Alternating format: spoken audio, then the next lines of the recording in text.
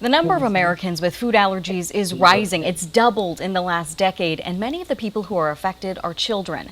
Today, we're joined by Dr. Ruchi Gupta, the director of the Center for Food Allergy and Asthma Research at Northwestern University. Thank you so much for being here. My pleasure. So, what are some of the more common food allergens for kids, and are there any foods parents might not think of that could be an allergen? Yeah, so about 1 in 13 kids have a food allergy, about 2 in every classroom. So, as you said, a lot of kids. And the most common food allergens are what we know commonly: peanut, tree nuts, milk, egg, shellfish, finfish, soy, wheat, and sesame. We call these the top 9. And any food, though, can cause a food allergic reaction, but these are the most common. You asked what is a new one? I would say sesame is an up and coming one. All right, I know some of these food allergies can cause life-threatening reactions. How are the Yeah. symptoms different for infants and toddlers? What should parents be looking out for? Yeah, so food allergic reactions can be very severe, and it's complicated because they can impact any organ system. So it's very important to know how to recognize it. So in infants, the two most common things are skin symptoms. So hives, we often talk about, swelling, irritation, redness, but in different skin tones, it can present differently. And you don't always have to have the skin symptoms. The other is GI. So vomiting is very common in infants. Respiratory, so trouble breathing. In infants, this can be coughing or you can hear wheezing. And for young infants, because they can't talk to you, it's really important to look out for like extra fussiness or extra tiredness or lethargy. What should parents do and keep in mind when they expose their young children to a new food that might cause an allergic reaction?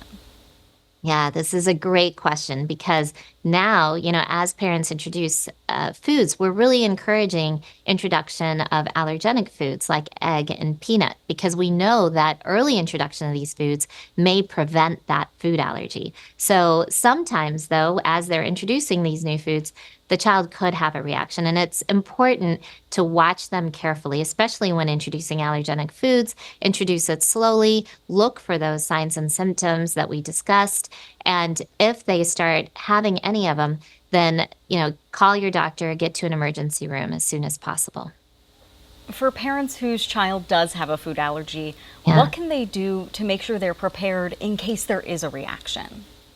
Yes. So, I too am a mom of a child with food allergies, and it is very scary. And because food is part of everything kids do, you have to be on and vigilant all the time. So, the most important thing is get to your doctor, get to your allergist, and really develop a plan, an action plan with them. Really know what the signs and symptoms are and what you should do if they did accidentally ingest their allergen.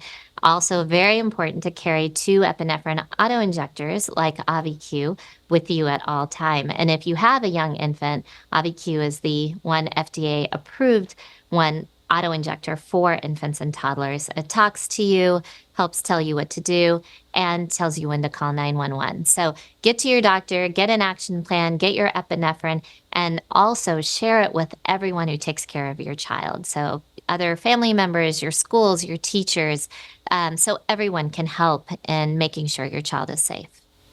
Dr. Gupta, I know this is something on a lot of parents' minds, so thank you so much for being here today. My pleasure. Thank you so much for having me.